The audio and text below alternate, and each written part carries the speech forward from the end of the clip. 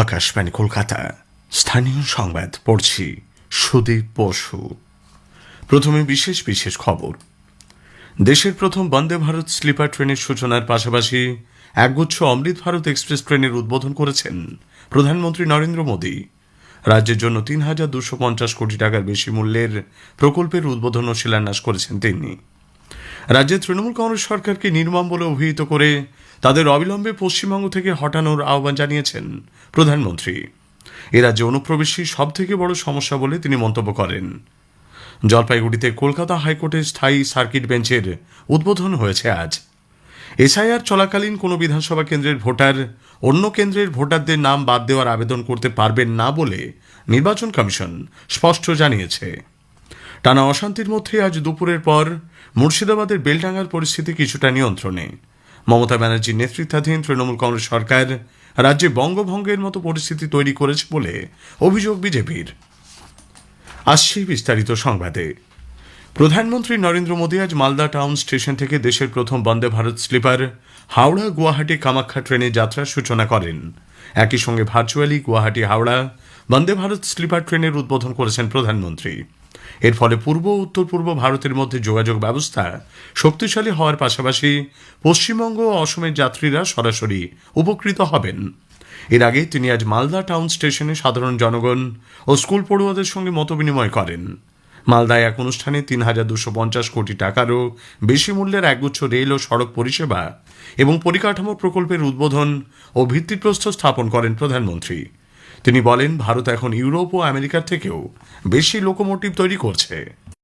बंगाल की इस पावन भूमि से आज भारतीय रेल के आधुनिकीकरण की तरफ एक और बड़ा कदम उठाया गया।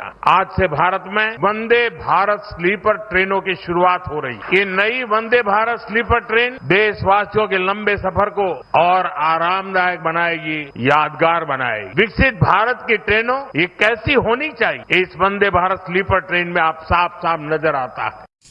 Shri Modi virtually new Jalpaiguri Nagercoil, new Jalpaiguri Tiruchirappalli, Alipurduar SMVT Bengaluru, Alipurduar Mumbai Panvel Amrit Bharat express ট্রেনের যাত্রারও সূচনা করেছেন। দূরপাল্লার এই ট্রেনগুলি যাত্রীদের আর সাশ্রয়ী ও নির্ভরযোগ্য রেল পরিষেবা প্রদান করবে। পাশাপাশি উন্নত এলএইচবি কোচের রাধিকাপুর এসএমভিটি বেঙ্গালুরু এবং বালুরঘাট এসএমভিটি বেঙ্গালুরু দূরপাল্লার ট্রেন পরিষেবারও সূচনা করেন তিনি। প্রধানমন্ত্রী আজ এ রাজ্যে 4টি গুরুত্বপূর্ণ রেল প্রকল্পের শিলান্যাস করেছেন। বালুরঘাট হিলির মধ্যে নতুন রেল লাইন, নিউ জলপাইগুড়িতে আধুনিক ফ্রেট রক্ষণাবেক্ষণ কেন্দ্র এবং জলপাইগুড়ি জেলায় বন্দে ভারত ট্রেনের রক্ষণাবেক্ষণ কেন্দ্রগুলির আধুনিকীকরণ, শিলিগুড়ির লোকোশেডের আধুনিকীকরণ ব্যবস্থারও সূচনা করেন তিনি। নিউ কোচবিহার থেকে বামনহাট ও বক্সিরহাট রেল লাইনের বৈদ্যুতিকীকরণ পরিষেবারও উদ্বোধন করেছেন প্রধানমন্ত্রী। রাজ্যের তৃণমূল কংগ্রেস সরকারকে নির্মম বলে অভিহিত করে তাদের অবিলম্বে বাংলা থেকে হটানোর আহ্বান জানিয়েছেন প্রধানমন্ত্রী তথা বরিষ্ঠ বিজেপি নেতা নরেন্দ্র মোদী। আজ মালদায় বেশ কয়েকটি ট্রেনে যাত্রার সূচনার পর প্রধানমন্ত্রী এক জনসভায় ভাষণ দিচ্ছিলেন। শ্রী মোদী বলেন, এই রাজ্য থেকে সবথেকে বড় সমস্যা হল অনুপ্রবেশের। এ কারণে রাজ্যের কিছু অঞ্চলে জনবিন্যাস এবং ভাষাও বদলে যাচ্ছে। পশ্চিমবঙ্গ থেকে অনুপ্রবেশকারীদের অবিলম্বে বিতাড়ন করা উচিত, কিন্তু তৃণমূল কংগ্রেস সরকারের কারণে সেটা হচ্ছে না বলে মন্তব্য করেন প্রধানমন্ত্রী।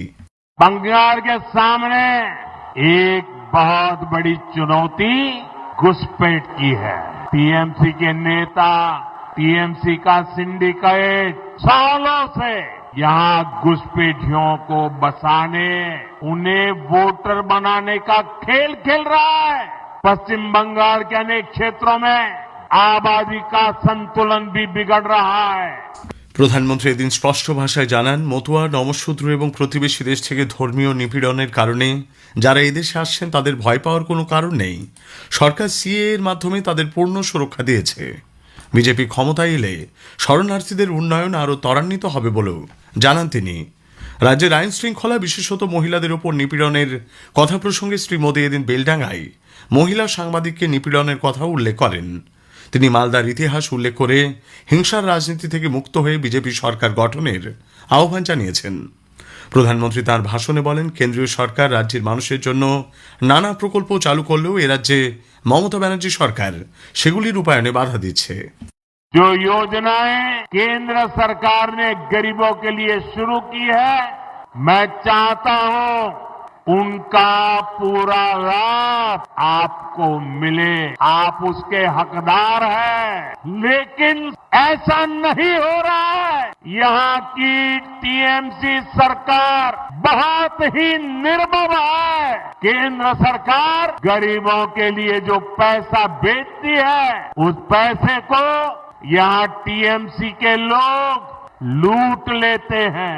यहाँ के लाखों लोग टीएमसी सरकार से गुहार लगा रहे हैं कि नदियों के किनारे पक्की सुरक्षा दीवार लगाई जाए।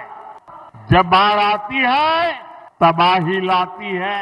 तो टीएमसी वाले आप দিয়েছে কমিশনের তরফে রাজ্যের মুখ্য নির্বাচনী আধিকারিককে পাঠানো একটি চিঠিতে জানানো হয়েছে যে চলতি বিশেষ নিবিড় সংশোধনী চলাকালীন কোনো বিধানসভা কেন্দ্রের ভোটার অন্য কেন্দ্রের ভোটারদের নাম বাদ দেওয়ার আবেদন করতে পারবেন না।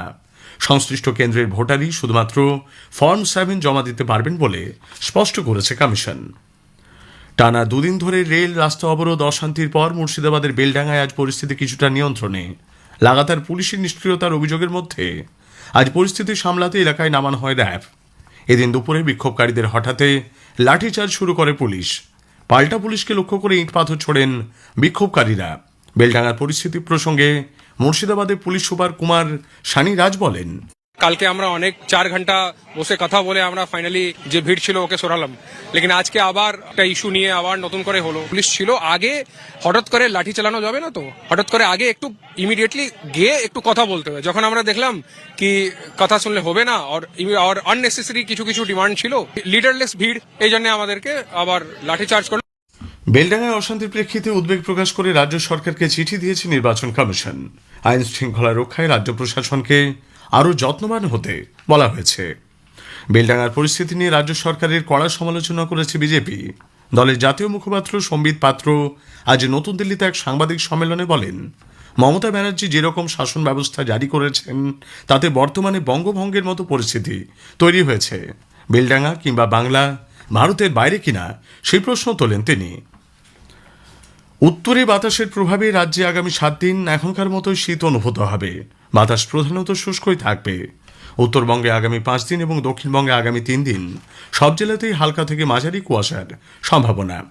তবে উত্তরে দার্জিলিং ও কোচবিহারে কয়েকটি জায়গায় ঘন কুয়াশার জন্য দৃশ্যমানতা কম থাকতে পারে বলে আলিপুর আবহাওয়া দপ্তরের বিজ্ঞানী অন্বেষা ভট্টাচার্য জানিয়েছেন। শেষ করার আগে খবরের বিশেষ কিছু অংশ আরও একবার। দেশের প্রথম বন্দে ভারত স্লিপার ট্রেনের সূচনার পাশাপাশি একগুচ্ছ অমৃত ভারত এক্সপ্রেস ট্রেনের উদ্বোধন করেছেন প্রধানমন্ত্রী নরেন্দ্র মোদী। রাজ্যে তৃণমূল কংগ্রেস সরকারকে নির্মম বলে অভিহিত করে তাদের অবিলম্বে পশ্চিমবঙ্গ থেকে হটানোর আহ্বান জানিয়েছেন প্রধানমন্ত্রী তথা বরিষ্ঠ বিজেপি নেতা নরেন্দ্র মোদী। জলপাইগুড়িতে কলকাতা হাইকোর্টের স্থায়ী সার্কিট বেঞ্চের আজ উদ্বোধন হয়েছে।